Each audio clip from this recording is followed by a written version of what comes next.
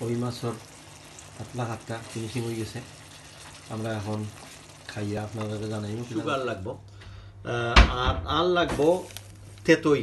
তেতই তো আপনার চিন্তা টামারিন হয় ইংলিশে। কই মাছের সাইজগুলো আসলে খুবই ছোট। লন্ডন তো আর কই মাছ ইলান আপনি ফাইতাও না, ও যা প্যাকেটর যা মিলে।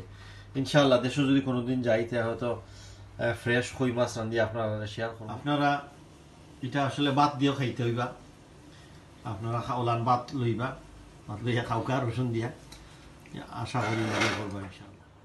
আসসালামু আলাইকুম ওয়া রাহমাতুল্লাহি ওয়া বারাকাতুহু।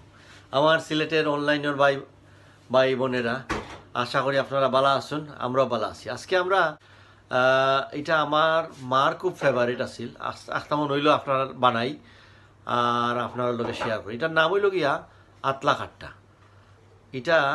এটার উপকরণ আপনারা আমরা দেখাইমু, আপনারা আমরা লগে থাকবা। এটার লগে লাগে কই মাছ, এটারে দইয়া বালা করিয়া আমি আসলে লবণ দিয়া লেম্বুর পানি থোড়া ভিনেগার দিয়া একটু দইয়া রাখি। এরপরে এটারে বালা করি ক্লিন করা হয়েছে। এখানে লাগবো রসুন, লাগে সবচেয়ে বেশি রসুন লাগবো, আর পেঁয়াজ দরকার 4টা, সল্ট তো আপনার স্বাদ মতো, আর একটু সুগার লাগবো, আর লাগবো তেতই। তেতই তো আপনার চিন্তা টামারিন হয় ইংলিশে। আর তো মশলা কোনো মশলা হইলে সেম মশলাও লাগবো। আমরা মশলার বাকরটা আপনার দেখাই। এখানেও হলদি থোড়া টাচ লাগবো আর কি, আর ধনিয়া, আর বেশি কিছু লাগতো না, কারণ এটা একটা ডিফারেন্ট ডিশ। তো আপনার কাছে আমরা লগে থাকবা।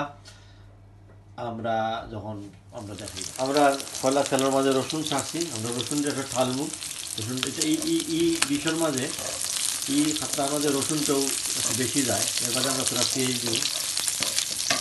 আমরা কই মাছ একটু বাজার থেকে রয়ে গেছে, আমরা এটাকে বাজবো বালা করিয়া। এরপরে আমরা মশলা দিব। আসলে মশলাটা হইল গিয়া এটা টেঙ্গা, মিঠা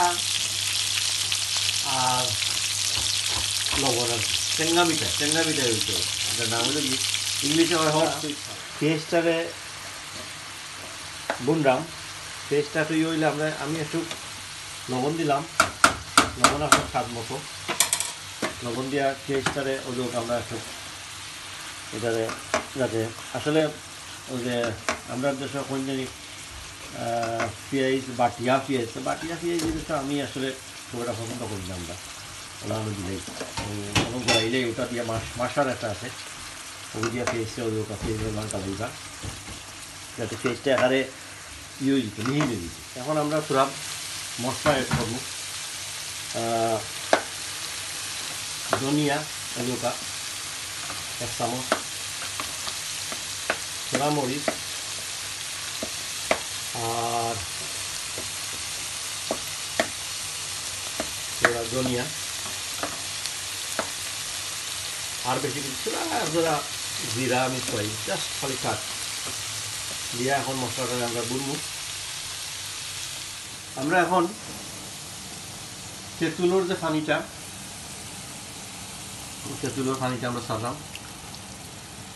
তেঁতুলের পানি দিয়া আমরা লাগবো যে আমরা টেঙ্গায় মিঠায় আমি থাকলে দেওয়া যায়, কিন্তু আমি তো আপনার কাছে এভেলেবল মোট কথা আপনার টেঙ্গা হইতে হয় হট সুইট সাওয়ার।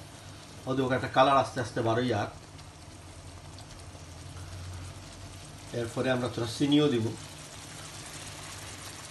চিনি আমরা দরকার 4 চামচে পুরা একটু 4 চামচে 1 চামচ চিনি আমরা লাগলাম। এবার আমরা একটু টেস্ট করে দেখবো। এটা কই মাছের আতলা কাট্টা, রসুন বেশি থাকে এটা আর 5-7 মিনিটের ভিতরে এটা ওই 10 মিনিট লাগবো। আরও একটু জাল খাই আমরা নামাই দিব, একটু বোনা থাকবো আর কি। আর আশা করি আপনাদের ফিনিশিংটা দেখাইব। ধনিয়া দিই পাতা তোলা দিবা ফিনিশিং। একটা জিনিস কইতাম ভুলে গেছি, আমি কইছি এটা আসলে আমার মার রেসিপি। আপনারা যারা মা আছেন তার কাছ থেকে রেসিপি অকল রাখোকা। যেদিন মা বাপ থাকতা না, বিশেষ করে মা হলর বহুত রেসিপি নেক্সট জেনারেশনের কাছে এটা নাও থাকতে পারে। তো আপনার আসলে আজকে আমি আসলে আমার বোনরে ফোন করিয়াও রেসিপিটা লইলাম, তার বাদে আমার এক খালার গেস্তনেও আবার এটারে করলাম, যদিও আমার মান লাগানো হয়তো হইতো না, তবু আমি ট্রাই করলাম। তো আমরা যারা মা বাঁচিয়ে আসুন তারা আমরা লুক আফটার করি মা বাপরে। আসলে মা বাপ যতদিন আসুন ততদিন হয়তো আমরা বুঝলাম না, মা বাপ গেলে কি সে বোঝা যাইব। আমরা তার লাগে দোয়া করি সবসময়। আমরা ওই মাছের পাতলা হাতটা ফিনিশিং হয়ে গেছে, আমরা এখন খাইয়া আপনাদেরকে জানাইব কিনা হয়েছে। ইনশাআল্লাহ মজা হইব। আমরা আরও আপনার কিছু নতুন নতুন বেশি লইয়া আইব ইনশাআল্লাহ। আপনারা ভালো থাকুক। আজকের মতো আল্লাহ হাফিজ, আসসালামু আলাইকুম ওয়া রাহমাতুল্লাহি ওয়া বারাকাতুহু।